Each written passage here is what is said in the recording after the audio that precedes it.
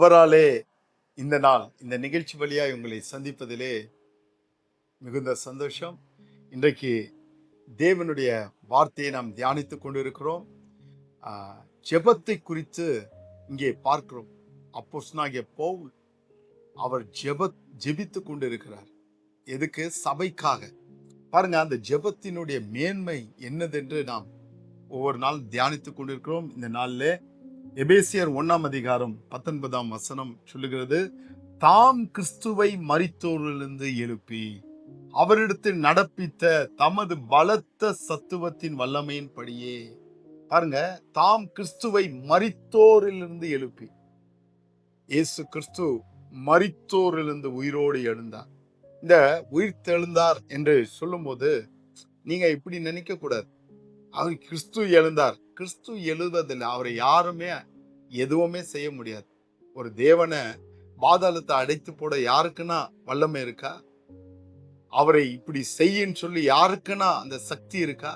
ஒருத்தர் கூட இல்லை. எந்த பேய்க்கும் இல்லை, எந்த பிசாசுக்கும் இல்லை, எந்த வித அதிகாரம் மனுஷனுக்கும் இல்லை, யாருக்குமே இல்லை. அவர் சர்வ வல்லமை உள்ள தேவன். இப்ப இங்க வேதம் சொல்லுகிறது, கிறிஸ்துவை மரித்தோரிலிருந்து எழுப்பி. அவரை எழுப்பினார்னா என்ன அர்த்தம்? நீங்களும் நானும் அந்த மரணத்தை ஜெயித்தோம் என்று அர்த்தம். நீங்களும் நானும் அந்த மரணத்தை நாம் தான் ஜெயித்தோம். பாதாளம் இயேசு ஜெயித்தார், பாதாளத்தை வென்றார். வேதம் சொல்லுகிறது, மரணத்தை அவர் விழுங்கினார், பாதாளத்தை அவர் விழுங்கினார். அப்படின்னா என்ன அர்த்தம்? அவர் அதை ஒன்றுமில்லாதாக்கி போட்டார். மரணமே உன் கூர் எங்கே? பாதாளமே உன் ஜெயம் எங்கே? யாரையும் பாதாளமோ மரணமும் பயம் காட்டவே முடியாது. கிறிஸ்தவர்களாக இருக்க நாம் எந்த மரணத்துக்கும் பயப்படுறவங்க இல்லை.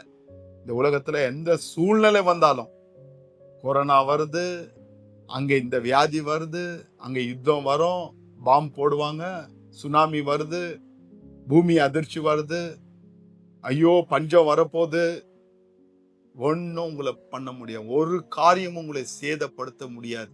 காரணம், நீங்களும் நானும் இயேசு கிறிஸ்துவின் மரணத்திலிருந்து உயிரோடு எழுந்தது போல நீங்களும் நானும் அவருடைய மரணத்துக்குள்ளாக ஞானஸ்தானம் பண்ணப்பட்டு அவர் உயிர் தெழுந்தது போல நீங்களும் நானும் அவரோடு கூட உயிரோடு எழுந்தோம் என்று ரோமர் 6 நீங்கள் வாசித்து பார்க்கலாம். பிரியமானவர்களே, கிறிஸ்துவை மரித்தோரிலிருந்து எழுப்பி அவரிடத்தில் நடப்பித்த தமது பலத்த சத்துவத்தின் படியே, அவரை மரித்தோரிலிருந்து எழுப்பின அந்த வல்லமையின் அந்த பலத்த சத்துவத்தின் படியே விசுவாசிக்கிறவர்களாகிய நம்மிடத்தில் காண்பிக்கும்படியா, அந்த பலத்த சத்துவத்தின் வல்லமையின் படியே நம்மிடத்திலே காட்டும்படியாய், நம்மிடத்திலே காண்பிக்கும்படியாய் என்று வாசிக்கிறோம். தேவ பிள்ளையே, அந்த தேவனுடைய வல்லமை, மரித்தோரிலிருந்து எழுப்பின அந்த வல்லமை நம்மிடத்திலே காண்பிக்கும்படியாய், இந்த மரித்தோரின் உயிர்த்தெழுதலை நீங்களும் நானும் பெற்றிருக்கிறோம். நீங்க நானும் சாதாரண ஆட்கள் அல்ல, ஒரு விசுவாசி, சும்மா விசுவாசிகள் அல்ல. ஏதோ ஒரு சர்ச்சுக்கு வந்தோம், ஒரு சர்ச் மெம்பரா இருக்கணும், இல்லைன்னா எனக்கு கல்யாணத்துக்கோ என்னுடைய மரணத்துக்கோ இல்லை ஒரு நல்லது கெட்டதுக்கோ சர்ச்சு நமக்கு இருக்கணும், அப்படி இல்லைங்க. சபை இந்த உயிர்த்தெழுந்த வல்லமையை நம்மிடத்தில் காண்பிக்கும்படியா, இயேசு மரணத்திலிருந்து உயிர்த்தெழுதார். அவர் பாதாளம் மரணத்தை ஜெயித்தார்.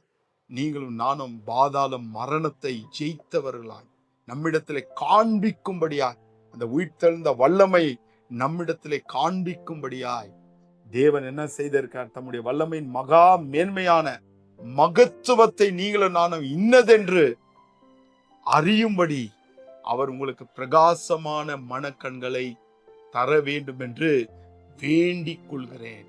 பார்த்தீங்களா, ஜெபம் என்பது அவர் நமக்கு பிரகாசமான மனக்கண்களை, நம்ம அதை பார்க்கணும்.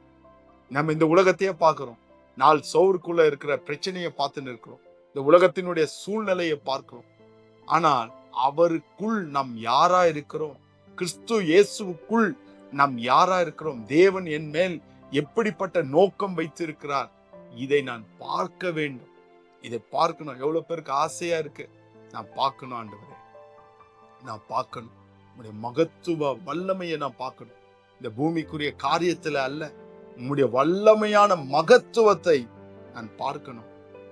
உங்க கண்களை ஆண்டவர் பிரகாசமாக மாற்றுவாராக. நம்முடைய கண்கள் இன்னும் பிரகாசமாய் ஆண்டவர் மாற்றுவாராக.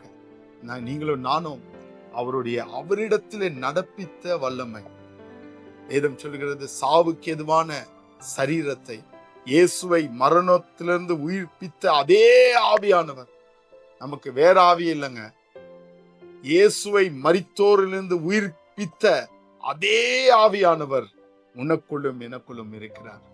இயேசுவை மரணத்திலிருந்து உயிர்ப்பித்தவர் சாவுக்கு ஏதுவான இந்த சரீரத்தை உயிர்ப்பிக்க அவர் வல்லவராக இருக்கிறார். எதெல்லாம் செத்து போய் கெடுக்குதோ, எதெல்லாம் நம்பிக்கை இல்லாத இருக்கிறதோ, அதெல்லாம் உயிர்ப்பித்து இயேசு அவரிடத்திலே காட்டின அந்த வல்லமை, மகத்துவ மேன்மையை நம்மிடத்திலே அவர் காட்டும்படியாய் நம்முடைய கண்கள் இன்னும் பிரகாசமாய் அந்த வல்லமையை நாம் பெற்றுக்கொண்டு அனுபவிக்க கர்த்தர் நமக்கு உதவி செய்வாராக. God bless you. Amen.